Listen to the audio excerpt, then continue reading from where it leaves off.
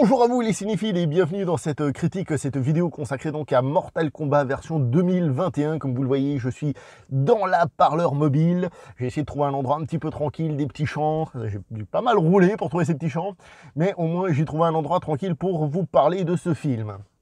Alors, avant de commencer, c'est pas un disclaimer, c'est plutôt un acclaimer. Ça veut rien dire, mais c'est pour dire qu'au contraire, on va plutôt attaquer. S'il y en a qui sont déjà en train de penser des trucs bizarres, j'ai fait un petit live de 45 secondes, je sais pas quoi. S'il y en a qui veulent accuser des gens de je ne sais pas quoi, vous pouvez aller voir ce petit live. Comme ça, vous serez au courant de certaines choses et vous arrêterez de gueuler. Hein, évidemment, ça c'est seulement pour les cons. On va dire les choses comme elles sont.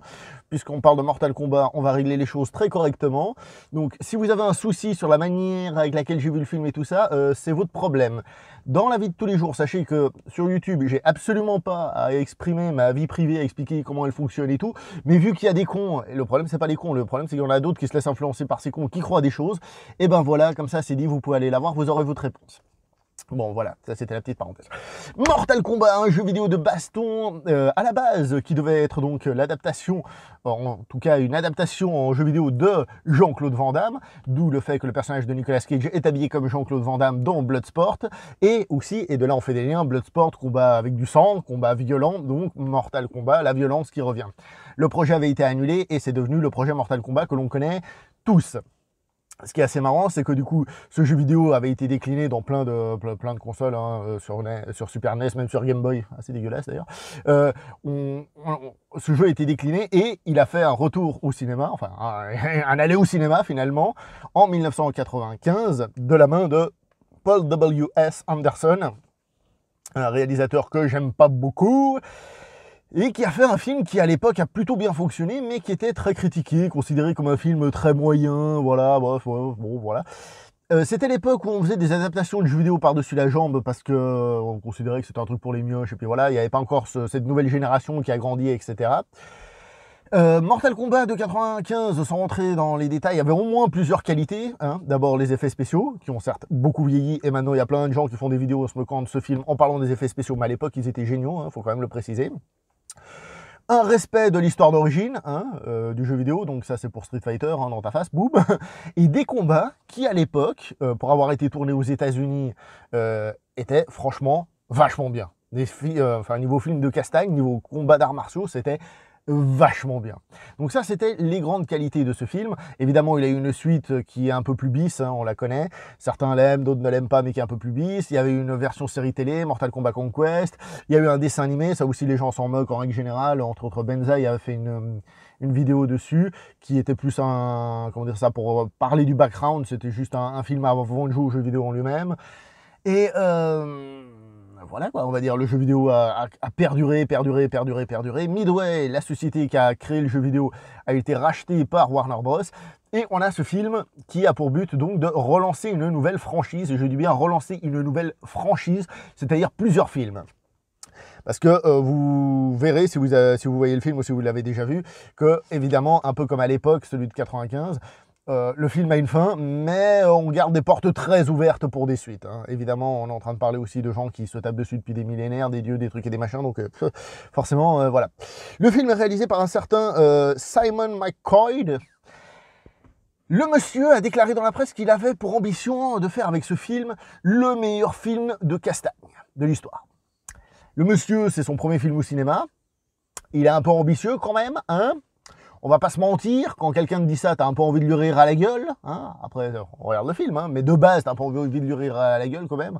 Le mec, il dit, je vais faire le meilleur film de castagne de l'histoire, jamais fait un film. Même si, paraît-il, il a bossé dans la publicité et tout ça. Je veux dire, pas non plus un nobody. Mais quand tu vois que c'est un choix des producteurs et tout ça, tu te dis, je suis pas convaincu du tout. Ça fait un peu peur. Heureusement pour moi, j'ai appris ça après avoir vu le film. Le film est produit par un certain James Wan. James Wan, vous savez que j'adore James Wan en tant que réalisateur. En tant que producteur, on sait qu'il faut parfois se méfier parce que c'est un monsieur qui se met dans des projets très grand public, mais lui, comme il a un grand talent, il arrive à faire de ce projet grand public quelque chose de bien. Par contre, ceux qui sont, comment dire ça, ceux qui suivent, j'ai envie de dire, non, mais ceux qui réalisent des films qu'ils produisent, des fois, ils ont accès au truc grand public, mais ils n'ont pas le talent pour transformer le truc. Et parfois, ça tombe dans des mièvreries. C'est ça qui me faisait, en fait, le plus peur dans cette histoire. Le film avait été annoncé qu'il allait être rated R, qu'il allait être violent, qu'il allait avoir des fatalités, ce qui manquait dans le film de 95, hein, du sang et tout ça. Et alors on va pas se mentir, ça y est, le film est sanglant, sanglant de manière fun, hein, même s'il y a des passages bien gore, hein, un truc lié au chapeau de Kung Lao, je vous en dis pas plus. Après, c'est vrai qu'il y a parfois c'est du gore trop fait par ordinateur, ça se ressent, ça perd un peu d'impact. Je pense notamment à un truc qu'on voyait à peu près dans la bande-annonce, mais pas trop, mais on va dire ce qui concerne les bras de Jax, si vous connaissez, voilà. Hein. Je trouvais que, ok, c'est censé être hyper gore, ça l'est, mais en même temps, il y a un truc un peu anti-gore dedans. Mais comme j'ai dit, il y a 2-3 autres trucs qui sont vachement plus réussis, et le film, il y va, honnêtement, il y a des fatalités, on y va.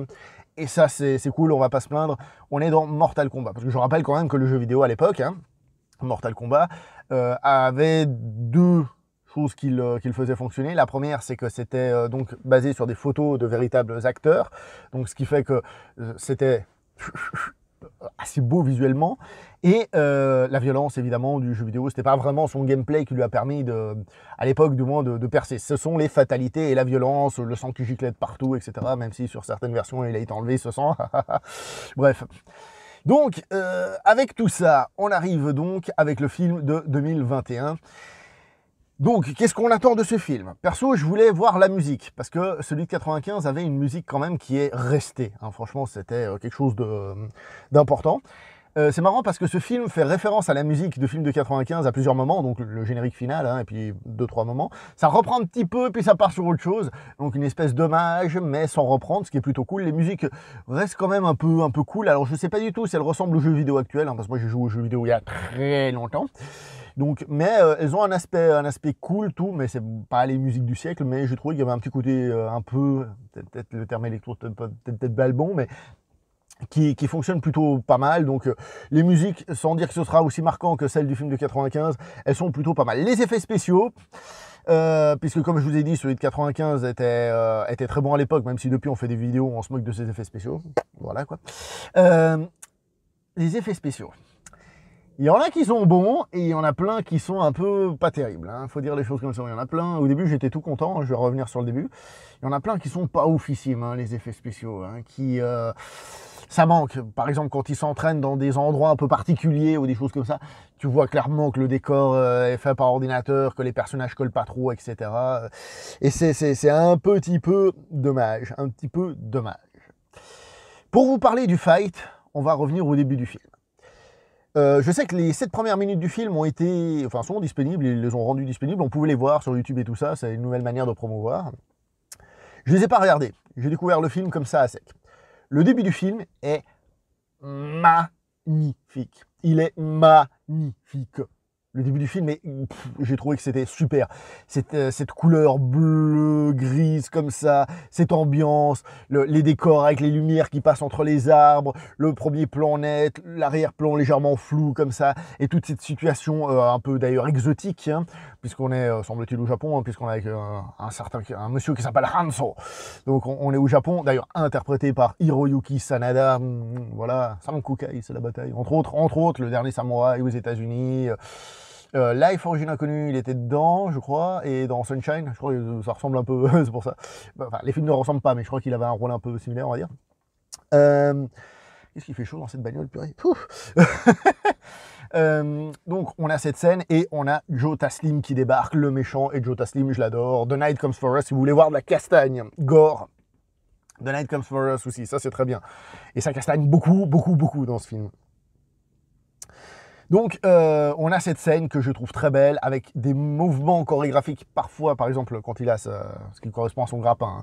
Donc, cette lame et puis cette chaîne, à un moment donné, il fait un enchaînement, pam, pam, il tue tous les gens autour de lui et tout. Un peu trop fait par ordinateur, mais ça reste magnifique. Et on a les combats à main nue. Donc là, on a Hiroyuki Sanada, qui est quand même quelqu'un qui a été formé au combat. Hein. Donc, je rappelle, par Sonny Shiba à la Japan Action Club. Il fait partie de cette équipe-là. Et donc, il se bat contre Joe Taslim. Joe Taslim qui a fait partie de l'équipe, c'est déjà quoi le pays? C'est l'Indonésie? Oui, de judo avant de faire d'autres choses. Donc, le mec, voilà quoi. Hein. Donc, le combat, il est là, la chorégraphie, elle est plutôt bonne. Alors, si vraiment il faut faire schmir dans cette scène, je dirais que certains combats sont un petit peu trop cut, enfin certains passages du combat sont un peu trop cut. Il y a un moment, il y a une espèce de travelling comme ça où ils se battent et puis ils sont un peu hors champ, si vous voulez, ils se battent un peu ici en bas, puis après ça revient, puis on voit. Mais, ça c'est du chipotage pour le début du film, parce que c'est magnifique, c'est beau, ce sont des détails. Et moi je me suis dit, si tout le film est à ce niveau-là, laissez tomber la pépite que l'on va avoir dans ce film, le truc de malade mental, ça va être génial. Le problème c'est que je ne sais pas qui a réalisé la scène d'intro, mais j'ai l'impression que le reste du film n'a pas été réalisé par le même gars. Ou en tout cas, que peut-être dans la première scène du film, il a fait ce qu'il voulait, il voulait donner une ambiance, et après, bon, bah, il s'est un peu plus plié à des exigences ou je sais pas quoi, parce que le reste du film est clairement pas aussi bon. On a un combat entre Jax et Sub-Zero, qu'on entrevoyait dans la bande-annonce, hein, j'avais fait le trailer reaction, et dans lequel je disais que, tel que c'est montré dans la bande-annonce, ça a l'air d'être très coupé. Eh bien, évidemment, il faut voir le film hein, pour en juger finalement, et c'est pas très coupé, c'est hyper cut, c'est dégueulasse. Franchement, ce combat est dégueulasse. J'ai vu ça, j'ai fait non. Le premier combat du personnage principal, donc interprété par Cole Young, lui aussi, il est hyper cuté. Bon, là, on peut dire que c'est essayer de faire ressortir le côté violent, le côté impact plus que chorégraphique. Ok, mais bon, ouais. Et le film enchaîne comme ça les fights qui sont trop coupés, beaucoup trop coupés, surdécoupés. C'est pas bon. Surtout que le film aime bien passer d'une scène de combat, enfin deux gars qui se tapent dessus, aller vers d'autres, revenir vers l'un, voilà. Alors, c'est pas forcément un souci en tant que tel, mais là on retrouve un peu un vieux tic de blockbuster et tout ça. Ça ne veut pas forcément dire que les acteurs soient mauvais, que les enchaînements soient mauvais, même que ce soit toujours mal filmé, c'est pas toujours mal filmé, c'est pas ce que je suis en train de dire. Les plans eux-mêmes sont assez corrects, c'est plutôt intéressant, c'est plutôt cool, mais ça manque de puissance. Pour quelqu'un qui voulait faire le meilleur film d'arts martiaux de tous les temps, avec la liste de super films d'arts martiaux qui existent, hein, plus d'une centaine au moins, forcément là, tu te dis, c'est dommage. Ce qui me fait revenir sur un petit sujet, est-ce que le film est un blockbuster ou pas? C'est intéressant parce que le film a tout d'un blockbuster en lui-même, c'est-à-dire des effets spéciaux modernes, blablabla, mais il a un côté très série B dans l'âme, et il faut accepter ce côté série B, je pense, pour apprécier le film, dans le sens où comme je vous ai dit, les décors qui font un peu fake, les costumes un peu exagérés, les enchaînements de fight, hein, enfin le scénario qui est cousu de fil blanc, hein, on va dire les choses comme elles sont, c'est pas ouf ici, on va revenir dessus après peut-être, mais où les choses s'enchaînent un peu facilement, mais il faut accepter cet aspect un peu série B, sinon on va se faire schmir devant le film. Et le film a en plus quelques gros défauts scénaristiques, hein, des trucs assez dégueulasses, hein, scénaristiquement parlant, faut reconnaître. Par exemple, un truc tout con, lorsque le personnage principal est recruté par Sonya Blade, d'ailleurs au passage, première apparition de Sonya Blade, elle donne un coup par surprise ou je sais pas quoi, le plan tu piges que dalle, hein, encore une fois la réalisation pas ouf à ce niveau-là, et ben Sonya Blade lui dit ouais voilà, donc nous on fait partie des forces spéciales et puis on a une espèce de marque de naissance qui ressemble à un dragon et tout, donc on s'est renseigné et on a découvert que les peuplades à travers le monde parlent toutes d'un tournoi, je sais pas quoi. Vous voyez, à ce niveau-là, celui de 95 était un petit peu plus logique, c'est-à-dire on les a invités à un tournoi, ils savaient pas ce qu'il en était, et quand ils étaient face à la situation, ils disaient ah ouais, c'est pas juste un tournoi. Là, il y a un peu ce schmimblick-là qui est un peu abusé et pas forcément oufissime. Et il y a plein de ratés comme ça, il y a plein de petits trucs un peu pas terribles au niveau du scénario. Je pourrais pas vous en dire plus, mais ouais, il y a beaucoup de petits ratés comme ça, scénaristiquement parlant, qui pénalisent le film et qui le tirent vraiment vers le bas, au lieu de lui donner une certaine force. En plus, donc je vous ai dit le scénario, je vous ai dit la mise en scène qui capote un petit peu, et parfois qui a aussi, comme je vous ai dit, un aspect très série B, un peu fauché même, hein. Par exemple, il y a un moment où ils doivent sauter en parachute, et le personnage de Keno pousse le personnage de Cole Young, et tu vois que c'est un décor, tu le vois, tu le sens, c'est un décor pas beau, pas beaucoup de fric, la manière dont c'est filmé, c'est fait pour être en mode cache-misère et tout. Et voilà, là je pense que là par exemple c'est pas la faute du réalisateur, c'est général, c'est pas oufissime. Le scénario, voilà. Après vous me direz, mais qui regarde un film Mortal Kombat pour le scénario? Qui regarde des films de Kung Fu pour leur scénario? Moi, j'ai toujours dit. Alors attention, je dis pas que j'attends les scénarios les plus développés de l'histoire de l'humanité, mais j'espère un scénario qui tienne un minimum la route. Le problème avec ce genre de film, c'est que ça va entretenir le fait que les films d'arts martiaux n'ont pas de scénario et c'est pas grave. C'est faux, hein. Un bon film d'arts martiaux a un scénario. Petit, pas forcément très développé, pas forcément, hein, mais il a un petit quelque chose qui doit avoir une certaine saveur. Et là, encore une fois, c'est un peu pris, comme c'est un film de kung-fu, enfin d'arts martiaux, c'est génial, on enlève la jambe, donc c'est pris par-dessus la jambe. Bref, Ah, quel humour. Je sais, je vous en prie. Au niveau des acteurs, donc, d'abord, on va parler des anciens. Hein. Donc, je vous ai dit Hiroyuki Sanada, excellent dans le film. Joe Taslim en Sub-Zero. En plus, il fait mon personnage préféré. Que demande le peuple? Alors, il y en a qui se plaignent de l'absence de Christophe Lambert, mais il y a Tadanobu Asano dans le rôle de Raiden, les gens. Tadanobu Asano, hein. Donc, certes, c'est pas Raiden, enfin, c'est pas Raiden, c'est pas Christophe, mais voilà, c'est Tadanobu Asano, ça fait plaisir de le voir. Après, on a les autres, les secondaires, et là, le niveau, il descend un tout petit peu, beaucoup quand même. Alors celui qui fait Cole Young, je trouve qu'il a un certain charisme, comment il s'appelle, Lewis Tan. Il a une certaine présence et tout. Le vrai problème qu'il a en tant qu'acteur, c'est pas trop l'acting, c'est le personnage qui est un petit peu fadounet, son personnage. Il est pas très intéressant. Alors certes, c'est un peu nous, entre guillemets, c'est-à-dire on est lui et on suit les autres qui lui expliquent les choses, mais il est un petit peu fadounet. C'est un personnage original qui, paraît-il, n'est pas dans les derniers jeux vidéo, parce que je rappelle, moi j'ai joué il y a très longtemps. Est-ce qu'ils ont l'intention de mettre ce personnage dans les jeux vidéo? C'est possible. Pourquoi pas. Mais en tout cas, à l'heure actuelle, le personnage est un peu fadounet, même son développement, après ses pouvoirs et tout, c'est cool, mais il manque de caractérisation. Tous les personnages manquent de caractérisation parce qu'ils sont une espèce, on va dire, de fonction, c'est-à-dire d'être des PNJ, hein, même s'ils ils sont jouables. Des PJ, des personnages jouables. Pour moi, les pires sont, par exemple... non, pas les pires, parce que c'est très surjoué. Le personnage qui fait Keino, par exemple... Putain, je transpire, ça dégouline. Le personnage qui fait Keino, par exemple... il n'arrête pas de faire des blagues un peu dégueulasses et tout. C'est pas forcément un crime en tant que tel, parce que le personnage est comme ça.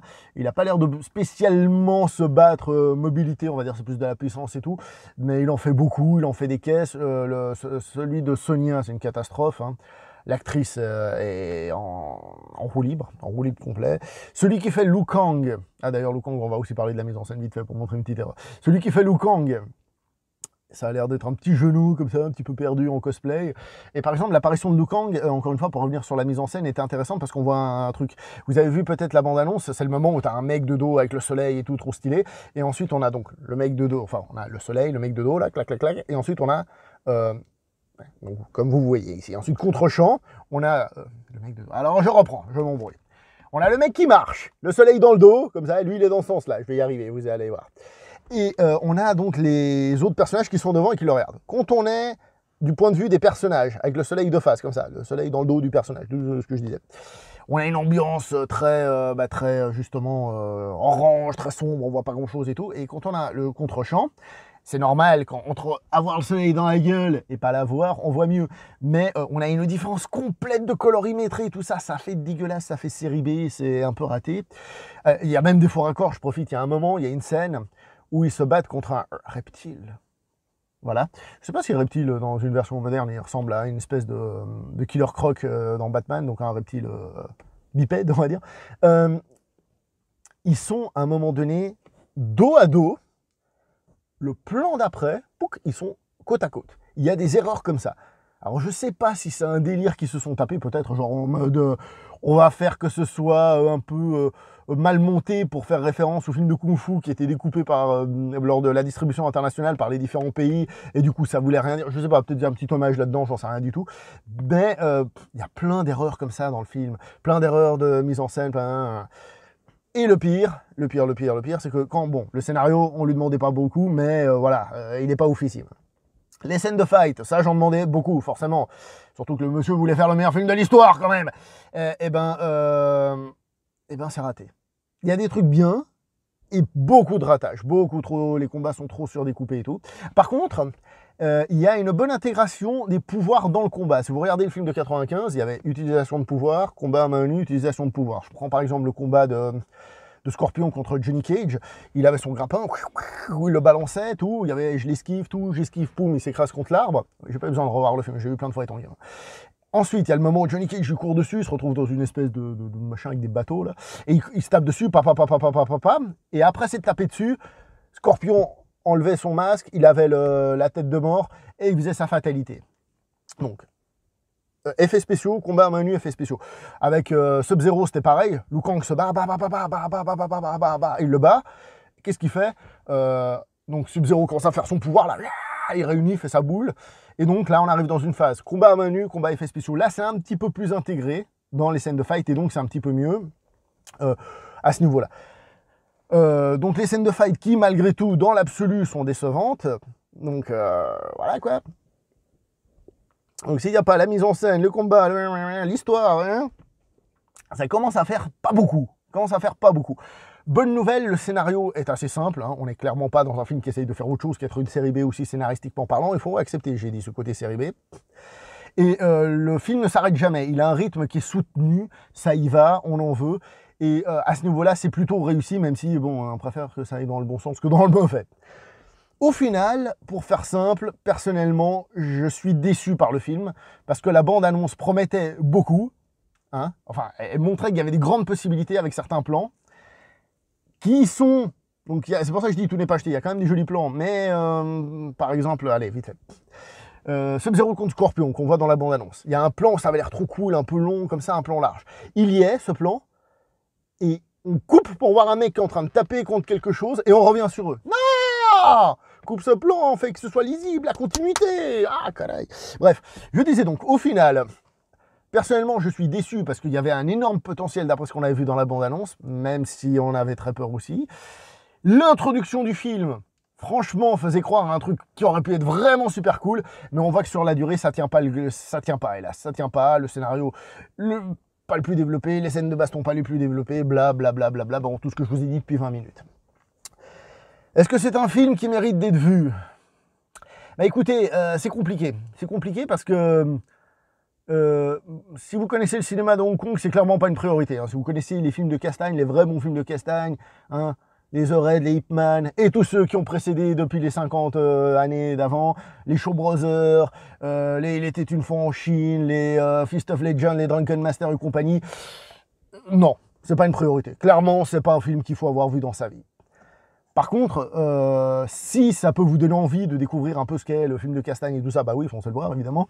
Et pour ceux qui sont fans du jeu vidéo et tout ça, oui, allez-y. Hein. Franchement, vous pouvez y aller sans autre, je pense, pour les références et tout ça. Voilà, c'est un film qui n'a pas de grandes ambitions, ça se voit, mais qui, même dans ses grandes ambitions, je trouve, se retrouve moyen. C'est pas le... Parce que ça, c'est un truc que j'entends beaucoup, là, les gens, là. Hein. Quand je dis, ouais, ce gars, c'est pas un bon... Ouais, mais c'est un petit faiseur de série B. Eh, les gars, il y a des faiseurs de série B qui font des chefs-d'œuvre. Alors, arrêtez de dire des conneries, d'accord? Vous prenez des Chang-Chi, vous prenez qui vous voulez, à la Shaw Brothers, vous prenez même, je sais pas, moi, des Corey Yuen et des compagnies. Eux, c'est des gars qui font des séries B officiellement, mais ça déboulonne. Donc, arrêtez de dire des conneries, s'il vous plaît, si c'est ça que vous avez prévu de dire. Bref, je vais m'arrêter là pour cette vidéo parce que je crève de chaud. J'espère que la vidéo vous a plu. On se voit prochainement pour une prochaine vidéo. Le like, le partage, l'abonnement. Portez-vous bien. Ciao tout le monde. Bienvenue chez le beau parleur de l'action et du ciné d'auteur. Ah, c'est cassé la gueule, putain, il crame l'appareil.